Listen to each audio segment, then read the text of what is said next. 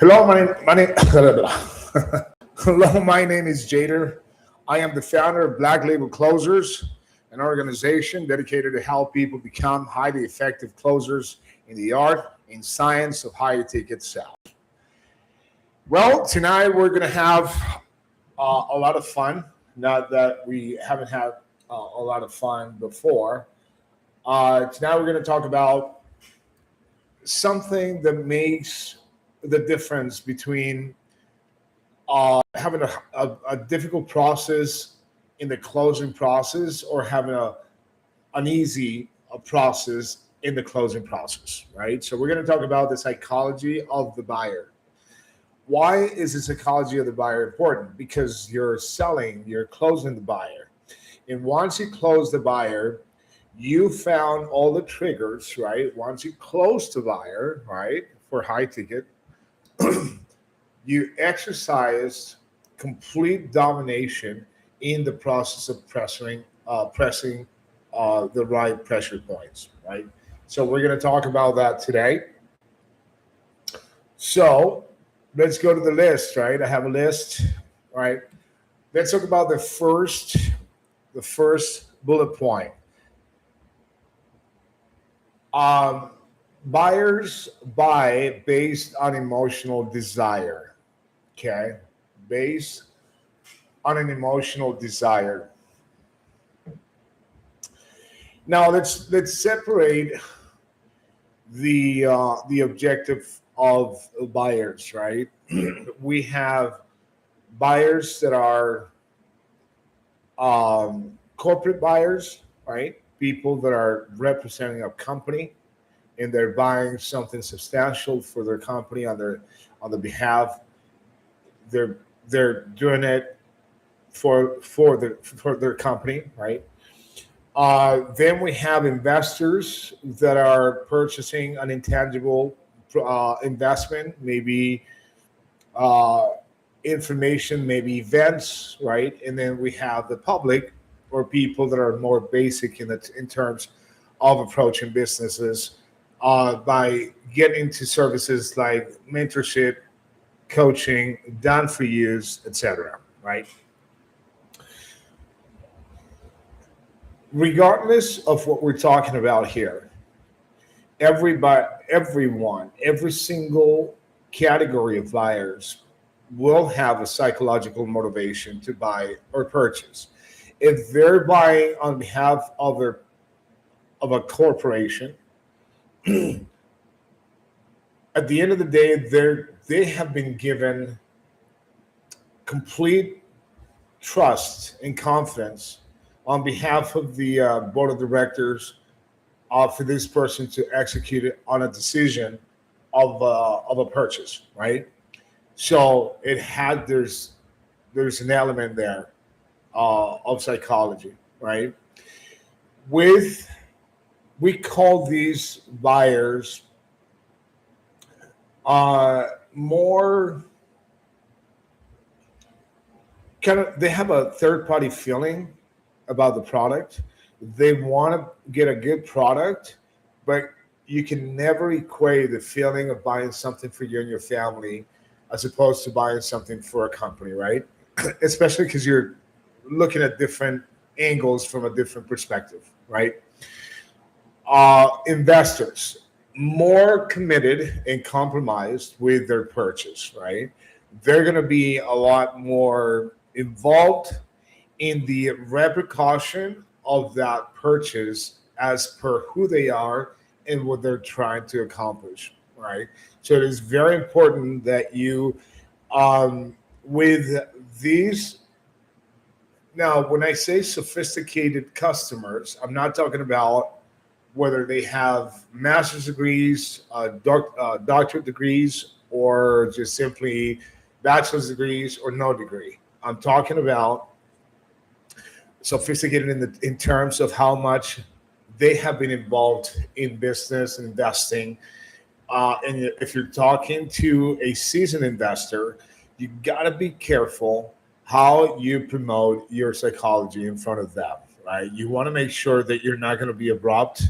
First of all, you want to make sure you get that down right down to it, right? These type of people, they don't like to waste time, and if they're calling you, is because they have a proposition in mind, right? They want to purchase if it makes sense, and if you screw it up, you can only screw up one time. You can't. You're not going to have a second chance to come back and recover, right? So that's why you have to know your craft. You have to avoid all the BS. They know because investors typically sold things before, so they know how to sell. They know your tricks. So just go down to the nitty gritty, make your proposition, make your piece, find out what their needs are. One of the things that I tell people, especially when I'm talking about people of that level, is I tell them, look, I understand you want to get to the right, to the nitty gritty. You want to get down to the right information that where you can make a decision. But my job, the process of my obligation here is I serve as a mediator between what you need and what I'm supposed to give you. Rest assured that I'm not here to make you purchase or pay for something that's too expensive just for the heck of my commission. I'm here to help because I want you to come back and I want you to, at the end of the day, I want to close, right? But I want to do it the right ways. But I need you to let me do my job. Once you talk to them like that, they're going to understand that you have to do your job and that you're going to, but if you're going to do it with, if you tell them this, do not just think that you open up, that they just open up the door to the BS room, right? Now I can BS. No, just keep it real, keep it honest, keep it ethical, transparent, and down to the point, right? That is one of the things that you have to. Now, you got to be careful a lot with if you're selling, especially if you're selling coaching programs, mentorship programs. You're going to get people claiming that they're millionaires. Now, what's a millionaire, right? Or a multi-millionaire? Anybody can be a millionaire, right? You have a property or a couple of properties and they add up to $1 million, you're a millionaire, right? On paper, you're a millionaire. Now, conceptually, what is a millionaire, right? So if somebody calls me and they say, well, I'm already a millionaire, I want to know. And I ask them, are you talking about you're a millionaire on paper, like you have some properties and you're at up to $1 million or $2 million, or you are conceptually a millionaire? In other words, you have millions of dollars in the bank and you have property, you're pretty wealthy. Is that what you're talking about, right? I want to find out who I'm talking to. There are three types of millionaires, at least the most common. The first type of millionaire that's going to give you a call is the type of millionaire who is maybe financially independent, but not mentally independent. What does that mean? That means that this person most likely became a millionaire by mere luck. He was a banker, 5, 7 properties came his way. He made a move because they seemed real and safe. And him having all the information and all the assurance, he went and purchased them. Now the properties are worth $7 million a piece. So now he's sitting on, $34, $40 million, and he can just get rid of those properties and cash it out. Maybe he's cashed out. That type of millionaire is not the risk taker. Okay. They're not the same millionaire as someone who's the second group. I'd probably say the third group, but the second group of millionaires are the type of millionaires that, I don't know, maybe they came from no money or maybe a little bit of money or maybe a lot of money, but they understand what it means to risk. They have been broke. They've been able to get out of the mud. They have been able to, make things happen in their lives. And they're there because they're ready to take risk, right? One of the things that I ask these type of millionaires, regardless of what kind of millionaires I'm talking to, is, well, if you're successful the way you say you're successful, why are we on the phone? Why are you searching for help online? You should have everybody in your Rolodex.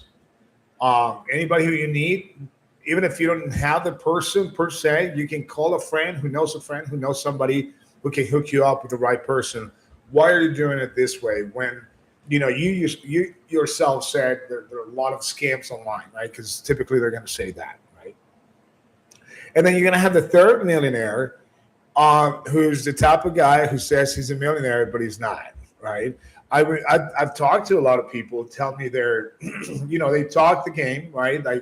Like they have money, and then I ask them for $10,000, and they tell me, yeah, okay, yeah, that's not a problem. I just got to move money around. When you're a freaking multimillionaire, you don't have to move money around for $10,000. Trust me, you don't. Okay. Don't believe the YouTube videos where the guy says, well, if you don't want to pay taxes, you move your money over here. You acquire an asset through, obtaining a loan so that you don't pay, because you don't pay taxes on loans. That's for massive money. That's not for $10,000. You don't need to put, if you're in front of an opportunity, and this is what effective investors do, they're in front of an opportunity, they call you, is because they know they have money ready to go if it makes sense. That's it.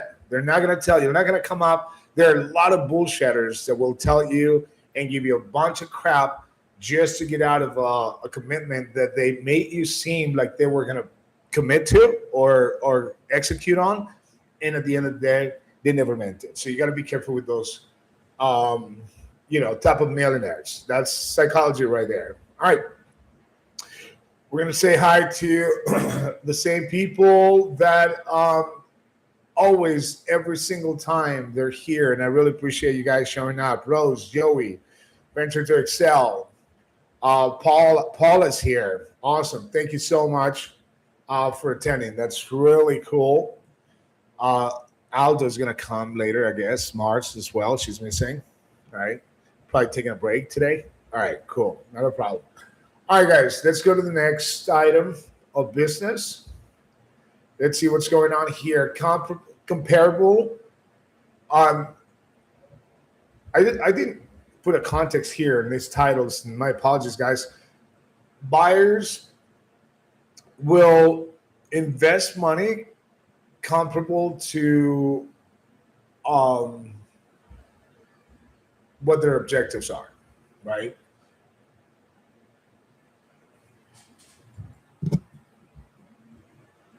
But they don't know that. Here's what's funny.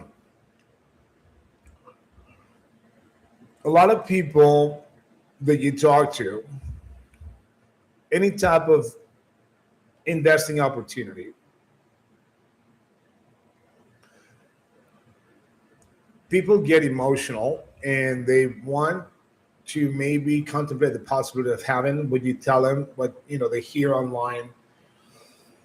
Somebody talking about a great opportunity and how they can make a lot of money in e-commerce. With Amazon, having an Amazon store, and you can make all this money, you can make passive income, and you can build a liquid asset. After a couple of years, you get a few $1 million. Reach out to us, we can help you, right? So here comes, average Joe or Jane thinking, oh, that sounds great. I wonder how you do it, right? And they give you a call. They have no clue, and they know there's going to be somewhere a catch. They know, and they're looking out for it. They know that at some point somebody's going to ask them for money. And it's funny because it almost feels like they think you're going to steal their money. Like you're going to catch them, you're going to blindside them, and somehow you're going to take their money and they're not going to find out that you took their money. That's how they project themselves. A lot of these people, they project themselves on the phone, right? One of the first things I tell them is, look, yeah, but what's the catch? Well, there's no catch. If by catch you mean what do you have to sacrifice? Of course you have to sacrifice. Who told you in this life you're going to be, handed out something without you doing your part? Nobody's going to do it. In fact, the only reason why you're reaching out to us is you're going to get people to pay you for some sort of service, right? Or product. So you're going to expect that from people. So you have to expect that you do that the same as you expect your customers to do, because right now you're acting as a customer. So you have to kind of educate the customers. I always talk about educating your customer, your prospect. They're not customers, they're prospects. Letting people know, look, in this word catch that people have come up with is basically a reverse euphemism, right? Because a euphemism is something that you use that sounds nice for something ugly, right? But it's in the reverse, right? Something that's normal and they make it sound like really bad. So they call it a catch, right? What's the catch? You mean what you have to invest in your business? Is that what you're talking? Is that what you're calling catch? Because if you're thinking in terms of investing and becoming wealthy and financially independent, you have to stop calling things catch, because nobody's catching you. Nobody's going to catch you. Nobody's going to entrap you into doing something that you don't see that's beneficial to you, right? So you have to let your customer know, your prospect know, we're not here to give you to catch you or surprise you with something that you can't get out of. We're not going to be able to do that. We don't have the means to do that, right? So you have to kind of educate your prospect in that sense. And a lot of them, they don't even know what the range of what they're going to be putting out as an investment so that they can have that comfortable life and that independence. And this is your job to make sure that they understand. You're talking about creating a passive income that you haven't been able to create for yourself because you've been working 40, 60 hours a week. And now you want to switch to a world where you can create passive income without having to work hard. And you're calling it a catch, and you think this is a catch? Come on. Be congruent. Be logical about this. Now, see how I just inflicted logic. And I would never get tired of saying this. When you inflict logic, just no one would ever argue back with you, because that's just the way it is. All right. So let's go to the next item. And this is very interesting. This is one of my favorites. Why closing $2,000 is more complicated than closing $20,000. Profile.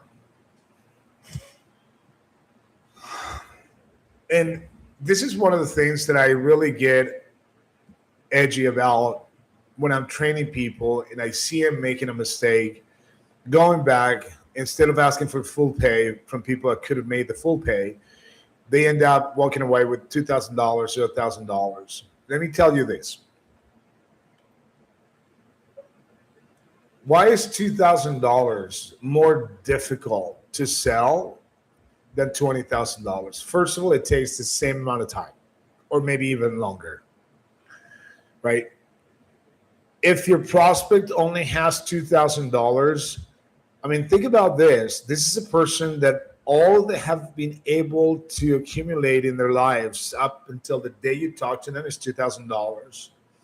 And when they give it to you, they're gonna start thinking, I could use this money for rent. I mean, in the best of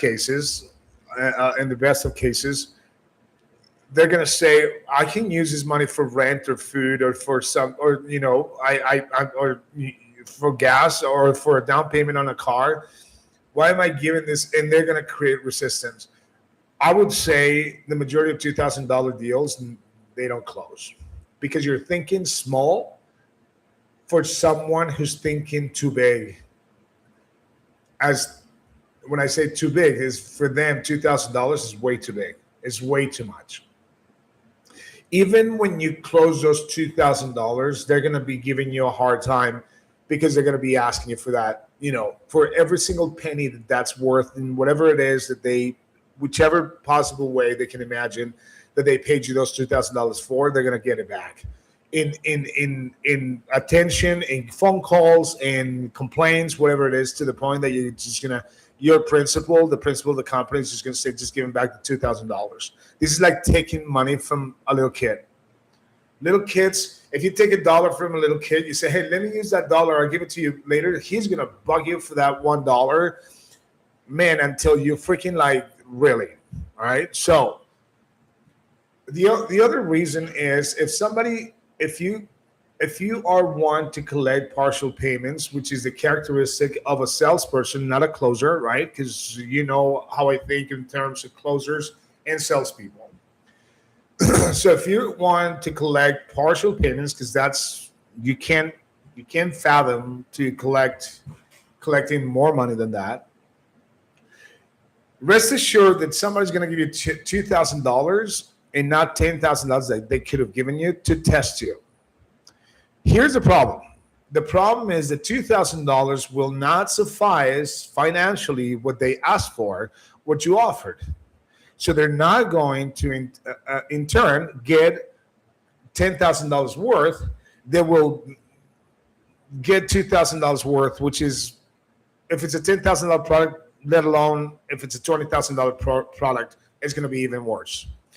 So what's going to happen is they're going to start thinking, what if I would have given him $20,000? This would have been the case. This would have been the same thing. I would have given him $20,000 and they wouldn't have returned my calls. They wouldn't have, answered my email where I complain about this and that with the $2,000. So what's going to happen is you're going to refund those $2,000. So you have to understand the psychology of somebody who's going to pay you $2,000. Somebody who pays $20,000 understands confidently, if I'm putting $20,000 into this deal, I know I'm getting in return something worthwhile. And his motivation for the company, because they received $20,000 to give this person what they deserve. If you're working for an ethical company, always make sure that you work for someone ethical. If you're working for unethical companies, I've seen companies taking $40,000 from people, never return a call. So you gotta make sure you're not screwing people over, all right? Because the power to take money from people is very, very important, and it could create a lot of damage. It could create a lot of solutions, but if you don't know how to use it, you can put a lot of people out of business into misery. So you got to be careful, man. You got to really be careful. Don't be an a-hole. Don't be an asshole taking people's money on behalf and committing fraud on behalf of some freaking companies out there that just take people's money, and they just, man, the economy is not for companies to play like that. So make sure that you're working for the right company. So rest assured, if they invested $20,000, they're going to get the $20,000 worth back. Now, also, you're not talking to someone who only has $2,000 or $1,000 or $5,000.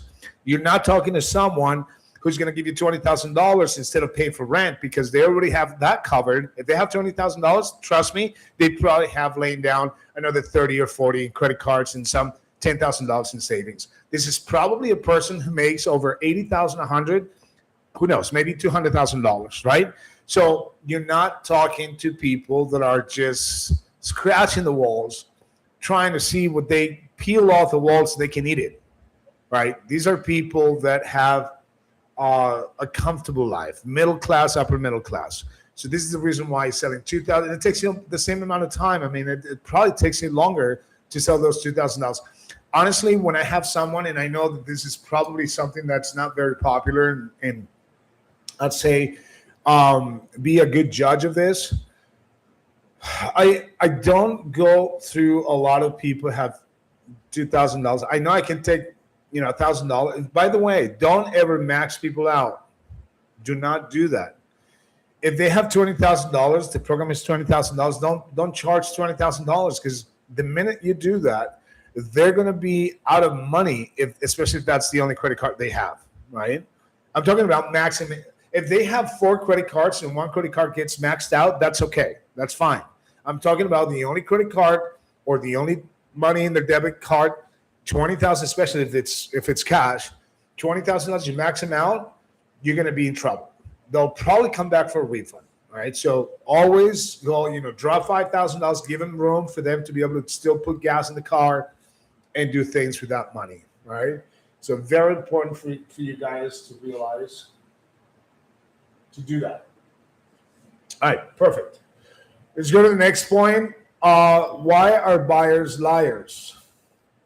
It sounds like such a despective term, right? To call people liars. The only reason why I say that, and when I heard it, I took it, I stole it, is it just rhymes. But it's true as well. The buyers do lie, but they don't lie because they're cynical, because they're immoral, and because they're in the habit of lying. Maybe are liars, but I'm not talking about the morality of the thing. I'm talking about the reason why a buyer would lie to you. A liar, the only reason why a buyer would lie to you is just to protect himself or herself. That's it. That's all. They're trying to conceal something. They're trying to distract you with something. But the minute you turn into a real conversation and you become consultative instead of salesy, they're going to open up and you're going to find the real truth, the truth, right? A real truth is redundant. So the truth, you're going to be able to find the truth, all right? So always take into consideration that if you, the minute you start having a real conversation with them, they're going to open up, and don't take it personal if somebody lies to you. Sometimes you can't help it, right? I make all my decisions. My wife has nothing to do with my decisions. And then at the end, he says to you, well, I got to talk to my wife. Wait a minute. You told me you make all the decisions. No, I didn't. Or I didn't know it was going to be this much or whatever. That's the reason why you have to have that conversation, so that he at some point would tell you the truth. If they don't trust you, they're going to keep lying to you. I just want to know. I just want you to know that. All right. So buyers are liars, and there's a reason why they lie. Right. It's because salespeople sometimes can be, the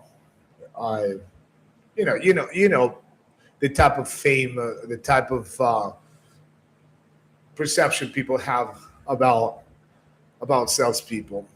What does it mean to think about it? Fear. I mean, by now you guys already know this. I'll think about it. I'm just afraid, right? So when someone thinks about it, there's certain people, and as you have a lot of experience, you start gaining experience, right? And I'm not talking about having 20 years. I'm talking about, into the second year, you start really gaining that extra sense. For those people that really need that extra half a day or 24 hours or whatever, I know exactly who needs that time. When I see that somebody's afraid, it's just pure fear, I confront him. I confront him until we resolve the issue. Now, the issue is not always they're going to give me a credit card and I pay. Resolving the issue is, are you going to do it or not? Obviously, I'm not going to talk to someone who's afraid like that. I'm not going to say, so you're afraid that you're going to give me the money or not. That's not how I'm going to say it, right? I'm going to start finding out why. By the time that they would express fear after me asking for the investment or a credit card, I would probably know pretty well what their fear is. And I can call them out on that fear. And I'm saying, let's talk about this. You're not going to think about it. Forget about it. People, when they tell me they're going to think about it, they never hang up the phone and start thinking about it and reading the note. No, you just go back and watch TV. By the time you remember, all you're going to remember is the amount of money. So let's resolve this right now. Let's think about taking me through that process. And that's going to be a great discussion for rebuttals and objections, guys. We'll talk about that. There you have it, guys. A great day. Great live. I think we learned a ton, as is always customary here. You guys always learn a ton, and I'm glad to teach it. All right. Guys, my name is Jader. I am the founder of Black Label Closers, an organization dedicated to help people become highly effective in high sales and high ticket sales. You can find us here on YouTube. Black Label Closers come every Tuesday and Thursday, 7 p.m. Eastern Standard Time. You're going to find us here. You can go to school, skool.com, and you can sign up for a free course, ask questions. You can, if you want to put your money where your mouth is, you can sign up for the $97 course, or you can be a little more aggressive. Now, the $97 course is valued at $1,000. It's just $97. Just got I know that's what it takes, right? And you guys can ask as many questions as possible. I can answer when I get back. I get around it. I'll answer the questions, so I can give you a little bit of mentorship. I want to get to a point, if we get enough people, enough traction there, to do some live events, but privately, more Zoom, that I can drag people that are in there and start training. All right. Whether you paid for the course or you didn't. And if you want to really play the game and start making some money, you can sign up for the partnership program, and we're going to split 50-50. Black Label Closers will get 50, you get 50. All right. You can go to Facebook, Black Label Closers. Also, you can go to blacklabel-closers.com. And you can see the testimonials. You can sign up for courses there as well. But if you want to interact, you can ask questions here. You can make comments here. Give me any disagreements or anything that you guys can think of. Just go ahead and make comments. Subscribe, of course. That's first and foremost. And other than that, I'll see you guys on Tuesday. All right. Stay cool and behave. All right. See you later, guys.